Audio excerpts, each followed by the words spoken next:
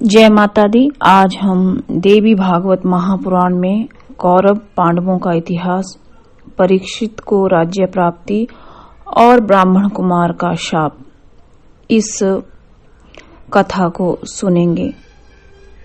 आइए सुनते हैं। सूत जी कहते हैं, द्रौपदी पांचों पांडवों की भार्या हुई। उन पांचों पांडवों से द्रौपदी के 5 पुत्र हुए। सुभद्रा से अर्जुन का विवाह हुआ, जो भगवान श्री कृष्ण की बहन थी।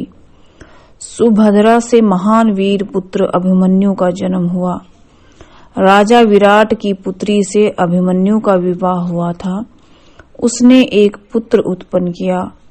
वह श्रेष्ठ बालक पृथ्वी पर परीक्षित के नाम से विख्यात हुआ।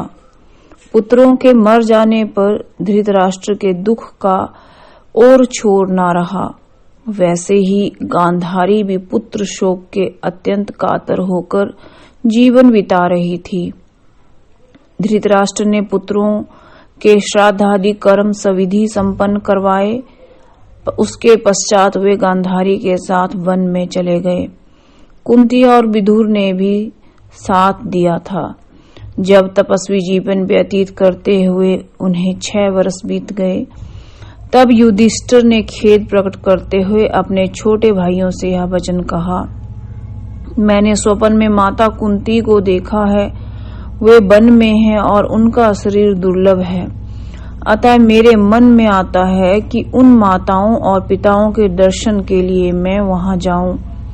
युधिष्ठिर की बात सुनकर सभी भाई एवं बहुत से अन्य नगर निवासी एकत्रित होकर चल पड़े। सत्युपाश्रम पर पहुंचकर सबने परस्पर भेंट की। जब वहां विदुर नहीं दिख पड़े, तब युधिष्ठिर ने धृतराष्ट्र से पूछा, महाराज, बुद्धिमान विदुर जी कहाँ हैं?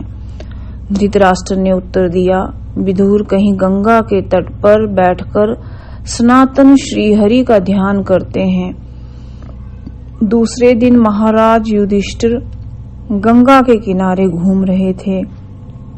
देखा, विदुर जी एकांत वन में बैठे तपस्या कर रहे हैं। उन्हें देखकर राजा युधिष्ठिर ने कहा, मैं युधिष्ठिर आपके श्री चरणों में मस्तक झुका रहा हूँ। विदुर जी कुछ नहीं बोले। क्षण भर बाद उनके मुख से एक अत्यंत अद्भुत तेज निकलकर युधिष्ठिर के मुख में समा गया। इस प्रकार विदुर जी का पंच भौतिक शरीर शांत हो गया।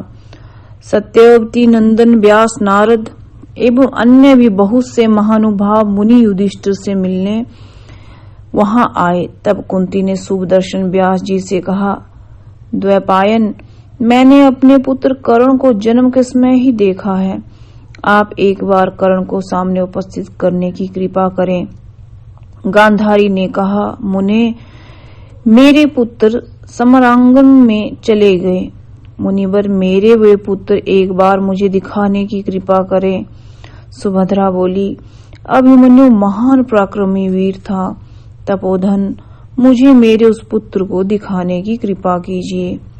सूत जी बोले, इस प्रकार के वचन सुनकर सत्यवती नंदन व्यास जी ने प्राणायाम करके सनातनी भगवती जगदम्बा का ध्यान किया और पुण्य सलिला भागीरथी में स्नान कर वे जगजननी देवी दुर्गा की स्तुति करने लगे।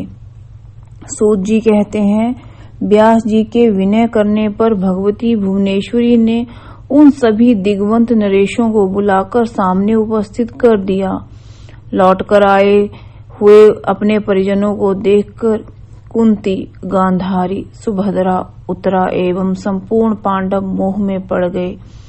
तत्पश्चात वे स्वर्गवासी वीर पुनः लौट गए।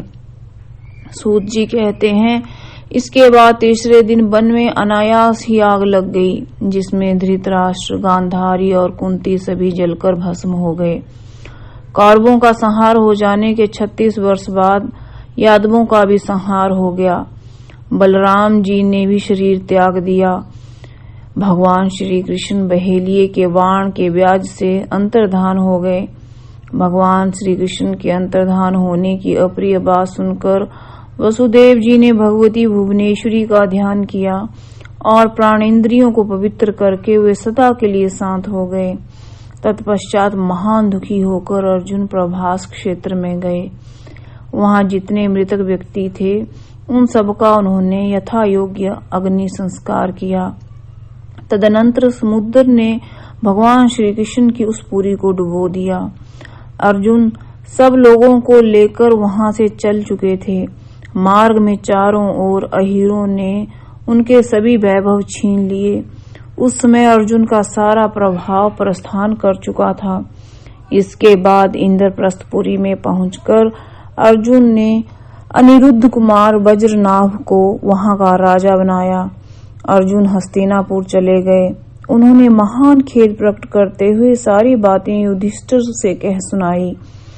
भगवान श्री कृष्ण का अंतर्धान और यादवों का संहार सुनकर महाराजा युधिष्ठिर हिमालय जाने का विचार करने लगे।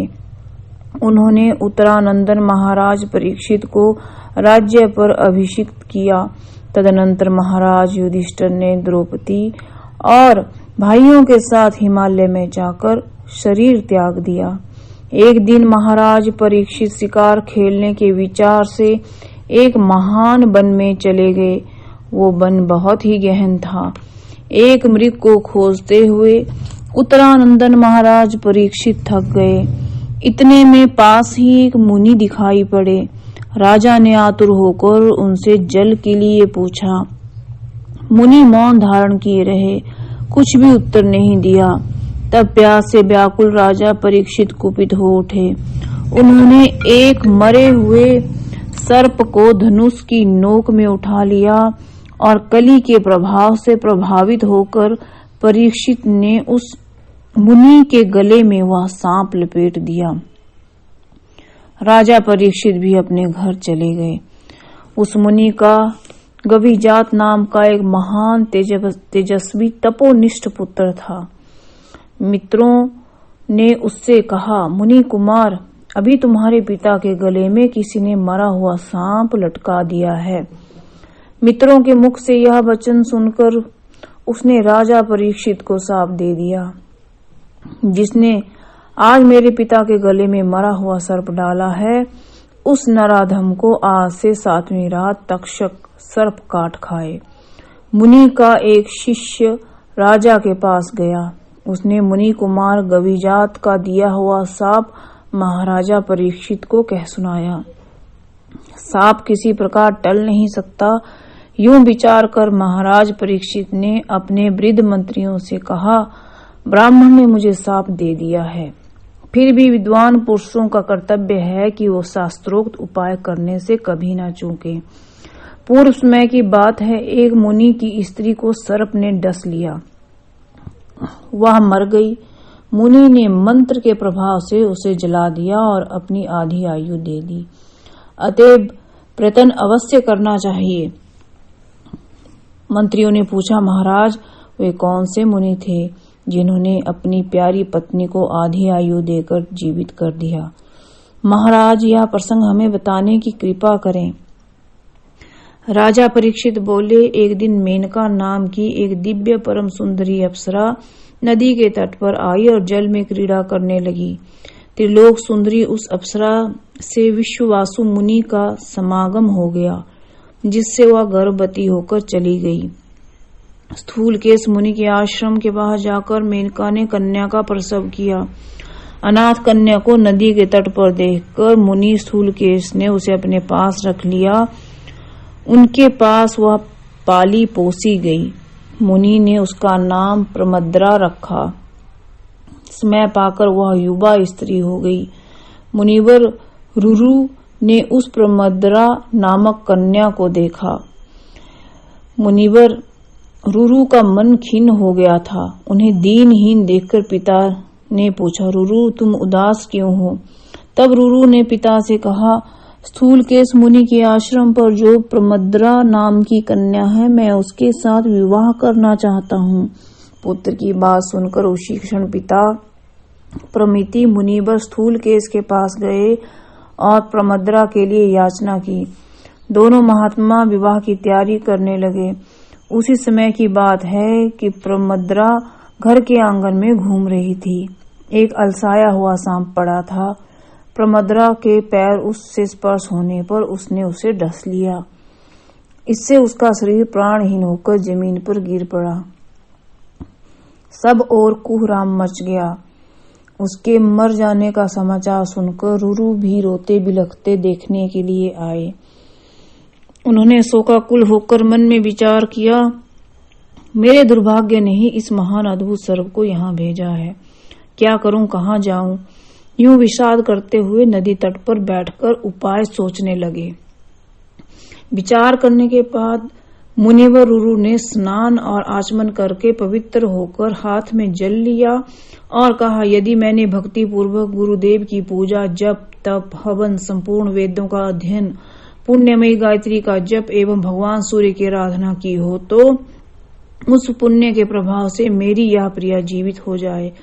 इस प्रकार संकल्प करके देव आराधना पूर्वक रुरु ने वह जल जमीन पर छोड़ दिया। राजा परीक्षित कहते हैं कि रुरु अपनी भावी पत्नी प्रमद्रा के वियोग से दुखी होकर यूं विलाप कर रहे थे। इतने में सामने भगवान का भेजा हुआ दूत आया और मुनि से कहने लगा। राजा परीक्षित कहते हैं कि देवदूत ने कहा, द्विजवर, तुम्हें वह उपाय बताता हूँ। तुम अपने जीवन की आधी आयु देकर शीघ्र प्रमद्रा को जिंदा कर सकते हो। रुरु बोले, मैं निसंदेह इस कन्या को अपनी आधी आयु दे देता हूँ। आज मेरी यह प्राण प्रिया पुनः जीवन लाभ करके उठ बैठे। यूं उपाय करने से वह मरी हुई कन्या भी पुनः जीवित हो गई। इसलिए शास्त्र की यह सम्मति है कि समय के प्रकार से उपाय कर लेना चाहिए। राजा परीक्षित सुरक्षित रहने के लिए अपने आसपास मंत्र सिद्ध ब्राह्मणों को भी रखने लगे। कश्यप नाम का एक श्रेष्ठ ब्राह्मण था। उसने विचार किया कि मैं वहां चलूं जहां राजा परीक्षित ब्राह्मण से शापित होकर इस समय रहते हैं। ऐसा सोचकर वह ब्राह्मण अपने घर से निकला और चल पड़ा। मुनिवर कश्यप मंत्र शास्त्र का पूर्ण विद्वान था, परंतु धन में उसकी विशेष आसक्ति थी। सूजी कहते हैं कि राजा परीक्षित के शाप की बात तक्षक को मालूम हो गई। अतः जिस दिन कश्यप अपने घर से निकला उसी दिन तक्षक भी सुंदर मनुष्य का रूप धारण करके घर से निकल पड़ा। रास्ते में वह ब्राह्मण कश्यप को दिखाई पड़ा। तब तक्षक ने उस मंत्रविद ब्राह्मण से पूछा, महाराज, आप इतनी उतावली होकर कहाँ जा रहे हो? क्या कार्य करना चाहते हो? कश्यप ने कहा, महाराज, परीक्षित को तक्षक सर्प काटेगा। द्विजवर, मैं विष उतारने वाला मंत्र जानता हूँ। यदि अभी राजा की आयु होगी तो मैं उसे अवश्य जीवित कर दूंगा। तक्षक बोला, ब्राह्मण, वह तक्षक मैं ही हूँ। तुम लौट जाओ, क्योंकि जिसे मैं काट दूं उसकी चिकित्सा करने में तुम्हें शक्ति नहीं है। कश्यप ने कहा, सर्पराज, तुम्हारे काटे या जलाए जाने पर भी मैं इस प्रकार वृक्ष को फिर हरा भरा कर दूंगा। सूजी कहते हैं, तदनंतर तक्षक ने उस वृक्ष को काटा और विषाग्नि से उसे राख बना दिया। सर्प के विष से भस्मीभूत वृक्ष को देखकर कश्यप ने सारी राख बटोली और हाथ में जल लेकर तथा एक मंत्र अभिमंत्रित कर कर उस राख में छींटे मारे। जल के छींटे पड़ने से उस बट वृक्ष की पुनः पूर्ववत सुंदर स्थिति हो गई। यह सब देखकर तक्षक ने कश्यप से पूछा, ब्राह्मण, तुम क्यों इतना परिश्रम करते हो? तुम्हें जो अभिलषित वस्तु हो बताओ, मैं उसे अभी दे देता हूँ। कश्यप ने कहा, सर्पराज, मुझे धन की आवश्यकता थी। तक्षक बोला, द्विजवर, तुम्हें राजा से जितना धन पाने की इच्छा हो वह मुझसे ही ले लो और अपने घर पधारो। सूजी कहते हैं, कश्यप ने तक्षक की बात सुनकर सोचा, यदि मैं धन लेकर अपने घर वापस चला जाता हूँ तो लोभ के कारण जगत में मेरी निंदा होगी। यदि मैंने परीक्षित को जला दिया तो मेरा वह यश जो है वो कभी मिट नहीं सकता। मुझे परीक्षित को जिंदा करना ही होगा। इस प्रकार मन में विचार करने के पश्चात उस प्रकांड विद्वान कश्यप ने ध्यान से देखा।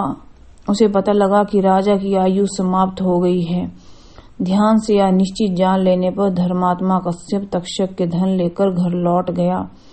कश्यप को घर लौटकर 7वें दिन राजा परीक्षित का प्राण हरण करने के लिए तक्षक बड़ी उतावली के साथ हस्तिनापुर को चला। नगर की अंतिम सीमा में ऊंचे महल पर राजा परीक्षित बैठे थे। बड़ी सावधानी के साथ मणि मंत्र औषधि की व्यवस्था करके उनकी रक्षा की जा रही थी। तब तक्षक चिंतित हो गया। विचार करने के पश्चात तक्षक ने अपने पास रहने वाले बहुत से नागों को तपस्वी के रूप में राजा के पास भेजा। वे फल फूल लेकर राजभवन चले। स्वयं तक्षक एक छोटा सा कीड़ा बनकर फल में बैठ गया। फल लेकर सभी सर्प शीघ्रता पूर्वक घर की ओर चले। पहरेदारों ने तपस्वियों को देखकर उनके आने का कारण पूछा। तपस्वी वेशधारी सर्पों ने कहा, हम लोग अथर्ववेद मंत्रों का प्रयोग करके महाराज को दीर्घजीवी बनाने में सक्षम हैं। हम लोग राजा का अभिषेक करके उन्हें अभीष्ट फल देंगे और वापस लौट जाएंगे। सूत जी कहते हैं, उन तपस्वियों की बात सुनने के पश्चात द्वारपालों ने जाकर महाराजा परीक्षित से कहा, तपस्वी लोग फल लेकर आए हैं। राजा ने आज्ञा दी, जो फल मूल हैं उन्हें ले आओ। तब द्वारपाल फाटक पर गए। वहां उनसे फल मूल लेकर बड़े सम्मान के साथ राजा के पास पहुंचा दिया गया। परीक्षित ने एक पका हुआ फल हाथ में लेकर उसे चीरा। राजा ने उस फल को चीरा तो उसमें से एक छोटा सा कीड़ा निकल आया। राजा ने मंत्रियों से कहा, अब मुझे विष के किंचित मात्र भी भय नहीं है। अब इस सूर्य अस्त होने ही वाला है। अब मैं ब्राह्मण का साफ सिरोधार्य कर लेता हूँ या कीड़ा मुझे काट ले। यूं कहकर महाराजा परीक्षित ने उस कीड़े को अपने गले से लगा लिया। सूर्यास्त होते ही कंठ में लगाया हुआ वह कीड़ा तक्षक नाग के रूप में परिणत हो गया। उसने राजा के शरीर में लिपटकर उन्हें डस लिया। उसी क्षण महाराज के प्राण प्रायण कर गए। राजा का जीवन समाप्त करके वह सर्प प्राणियों को जलाता हुआ तुरंत आकाश में चला गया।